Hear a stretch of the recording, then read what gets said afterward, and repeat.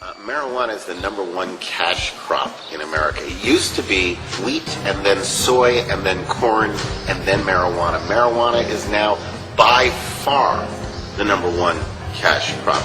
And that's true in many places throughout the world. The regulations on marijuana and on other drugs are designed to control. They're not designed to make a better life for the people. They're not designed to create some benefit for the society. They are designed to exert control. And that's really what it's about. It's about control. If I want to go out and smoke pot, now you may not like me. You may think that I'm hurting myself, and you have every right to think that. But if I decide to go out and smoke pot, who else am I hurting? Why should there be any taxpayer funds devoted to controlling whether or not I smoke pot? What has happened is that things have been labeled as war to make them more politically palatable. In the U.S., we have the war on poverty, the war on drugs, the war on crime, the war on this, the war on that. What's actually going on is that in each of these cases, the government is using the term to establish control. What's this war on drugs?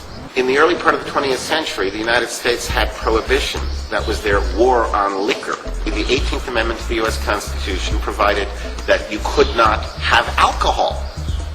Now, it was found to be an illegal constitutional amendment, and it was ultimately repealed. But during the time of the 18th Amendment, it was called the Volstead Act, there was such massive amounts of crime going on around alcohol because everybody's attitude was government has no right to tell me I can't drink, I'm going to drink anyway. So you have to consider that there are people who would see that as a grand opportunity. If I can control that market, then boy, I can make a lot of money. I don't want anyone who sees this or listens to what I have to say to think that I'm either advocating or not advocating anything to do with drugs. This conversation, as far as I'm concerned, has nothing to do with drugs. It has to do with the rule of law. It has to do with personal freedom. If I ingest a drug, if I smoke a joint or I snort cocaine, or it doesn't really matter what the drug is. It could be a pharmaceutical drug. It doesn't matter. If I ingest a drug, whose life, liberty, or property am I damaging by that act? If nobody's life, liberty, or property has been damaged, it is not an appropriate thing to call a crime. The act of ingesting a drug, any drug, is by itself not criminal. It has been made criminal. That's what the war on drugs is. It is about determining something to be a crime so that controls can be issued over it. And in pursuit of those controls, lots and lots of money is taken from the people in support of those ends. But people take drugs and then they go out and they rob banks. If I pick this chair up and I bash you over the head, okay, well, let's outlaw chairs. The only legitimate purpose of law is to protect our free exercise of the faculties with which we have been endowed.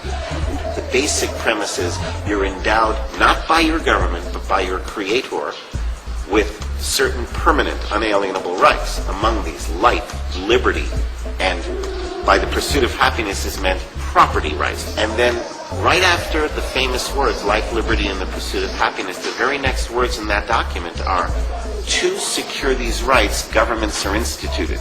Under that system, the only legitimate purpose of government, any government, is to secure and protect the free exercise of the individual rights to life, liberty, and property. And that when government, any government, steps beyond those legitimate duties and responsibilities, that government becomes unlawful. This thing with governments coming in and telling us what we can and cannot do, that only happens because we allow it to. Ultimately, we have to stand up and say, I have the right to make this decision for myself, and I choose not to comply with your requirements. That ultimately that has to to be the direction. Otherwise, we end up with just more of what we have. Who owns your body? Don't you own it? I would think so. But if government can tell us what we can put into our own bodies, we don't really own ourselves. If government controls something so basic, that suggests there's no limit to what government can do. The economist Ludwig von Mises once wrote, "Once the principles admitted that it's the duty of government to protect the individual against his own foolishness, why not prevent him from reading bad books and bad plays? The mischief done by bad ideologies is more pernicious than that done by narcotic drugs." Right on, Ludwig! All drugs should be legal. It's easier to make the argument for marijuana, but I don't think that's really honest. Either we own our body or we don't.